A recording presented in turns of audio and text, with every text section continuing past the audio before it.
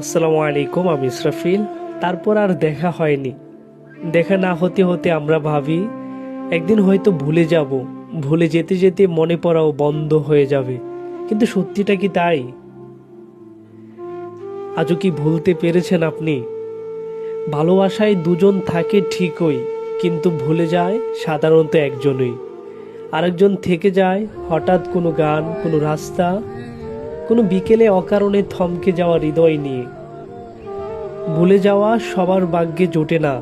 কিছু মানুষ শুধু অভ্যস্ত হয় মনে পড়ার ব্যথাটাকে নীরবে বয়ে নিয়ে বাঁচতে। আর সে একজন যে ভুলে যেতে পারেনি, সে জানে স্মৃতি কখনো শব্দ করে কাঁদে না।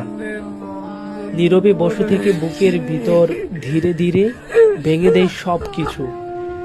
ভালোবাসা হারালে মানুষ কাঁদে না, কাঁদে তখনই যখন বুঝে ফেলে এই কষ্টের কোনো সাক্ষী নেই।